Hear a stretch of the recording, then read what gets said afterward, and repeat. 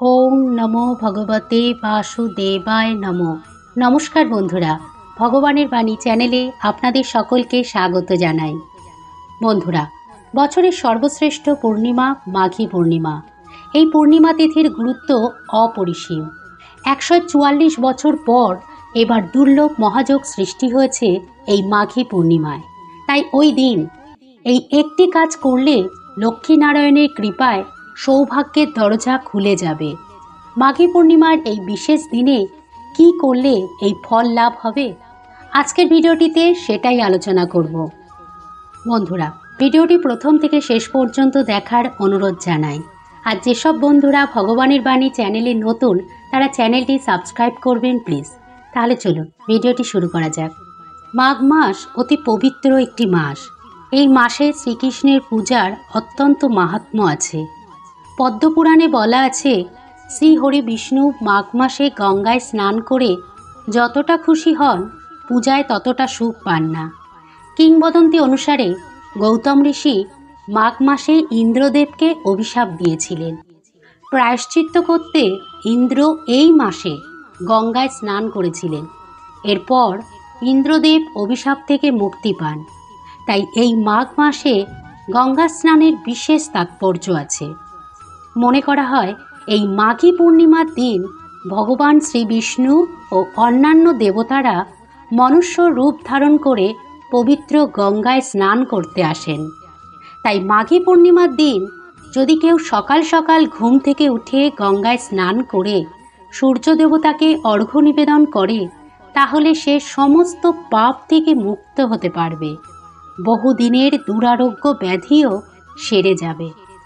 আর এই দিন যদি কেউ গঙ্গায় স্নান না করতে পারে, তবে বাড়িতেই স্নানের জলে একটু গঙ্গার জল মিশিয়ে সকাল সকাল স্নান করলে গঙ্গা নদীতে স্নানের পুণ্য ফল অর্জন করতে পারবে, এমনটাই প্রচলিত আছে।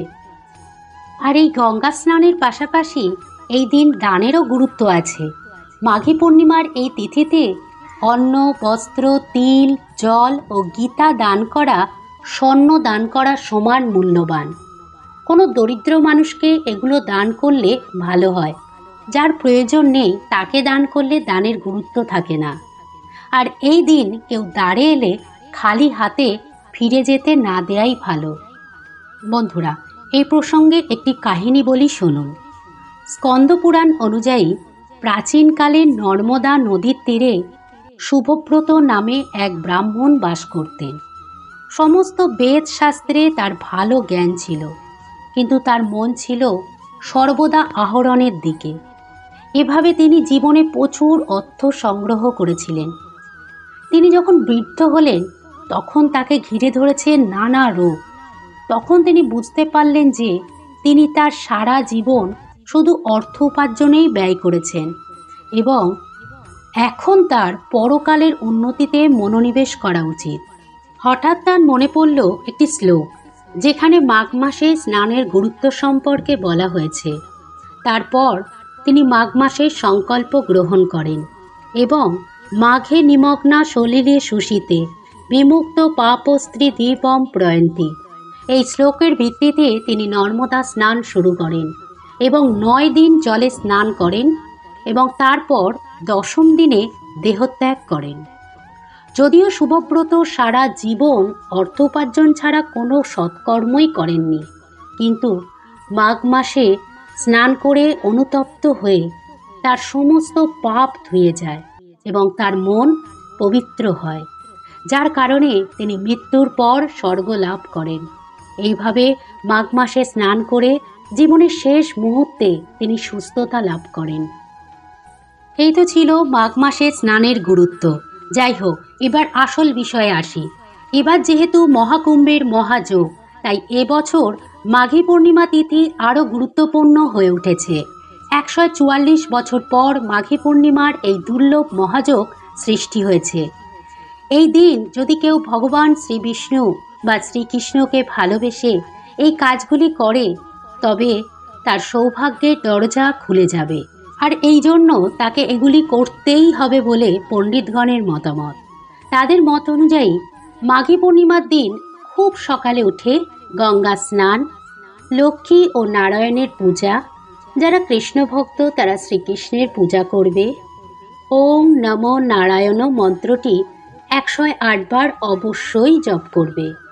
শ্রী বিষ্ণুর পূজা করে চরণে পুষ্প, তুলসীপত্র নিবেদন ও নৈবেদ্য দান করবে। আর শ্রী বিষ্ণুর উদ্দেশ্যে একটি ঘিয়ের প্রদীপ অবশ্যই প্রজ্বলন করবে ও উদার মনে দান ধ্যান করবে। এই কাজগুলো করলে শ্রী বিষ্ণু অত্যন্ত খুশি হন। তবে বিশেষ যে একটি কাজ যেটা করলে শ্রী বিষ্ণুর কৃপা অবশ্যই লাভ হবে তা হল ওম নমো নারায়ণ এই মন্ত্রটি 108 বার জপ করা। এই মন্ত্রটি 108 বার জপ করলে একটা পজিটিভ এনার্জি তৈরি হয় ভক্তের মনে। ভক্তের মন শান্ত হয়। তাই এই মাঘী পূর্ণিমার দিন 108 বার এই মহামন্ত্র জপ করলে লক্ষ্মীনারায়ণের কৃপায় ভক্তের জীবনে সুখ ও সমৃদ্ধি বৃদ্ধি পাবে। বন্ধুরা, এই প্রসঙ্গে মাঘী পূর্ণিমা 2025 সালে কবে পালিত হবে সেটা বলে দিই। বাংলা 29শে মাঘ 1431 বুধবার, ইংরাজি 12ই ফেব্রুয়ারি 2025। পূর্ণিমা তিথি শুরু হবে 28শে মাঘ 1431, ইংরাজি 11ই ফেব্রুয়ারি 2025 মঙ্গলবার সন্ধ্যা 6:58 আর পূর্ণিমা তিথি সমাপ্ত হচ্ছে 29শে মাঘ বুধবার সন্ধ্যা 7:09। মাঘী পূর্ণিমার দিন স্নানের শুভ সময় ভোর 5:19 থেকে 6:10 পর্যন্ত। গঙ্গা স্নান করে সারাদিন উপবাস ব্রত রাখলে ভালো হয়। আর পূজার শুভ সময় এই দিন সন্ধ্যা 5:55 থেকে সন্ধ্যা 7:35 পর্যন্ত। সারাদিন উপবাস থেকে এই শুভ মুহূর্তে পূজা করলে শ্রী বিষ্ণুর কৃপায় ভক্তের ভাগ্যের দরজা খুলে যাবে। বন্ধুরা, এই প্রসঙ্গে জেনে নিই গীতার কয়েকটি বাণী সহজ বাংলায়। যার মন শ্রীকৃষ্ণের সবিশেষ রূপে আবিষ্ট এবং শ্রদ্ধা ভক্তি সহকারে যিনি শ্রীকৃষ্ণের উপাসনা করেন তিনিই সর্বশ্রেষ্ঠ যোগী। যারা সমস্ত ইন্দ্রিয় সংযত করে সকলের প্রতি সমভাবাপন্ন হয়ে সর্বভূতের কল্যাণে রত হয়ে ভগবানের উপাসনা করে তারা শ্রীকৃষ্ণকে অবশ্যই লাভ করে। কেবলমাত্র শুদ্ধ ভক্তির দ্বারাই পরমেশ্বর ভগবানকে হৃদয়ঙ্গম করা যায়। বন্ধুরা, আজকের ভিডিওটি এই পর্যন্তই। ভিডিওটি দেখে উপকৃত হলে ভিডিওটি শেয়ার করবেন প্লিজ, যাতে অন্যরাও উপকৃত হয়। আর ভিডিওটি ভালো লাগলে একটা লাইক দেবেন।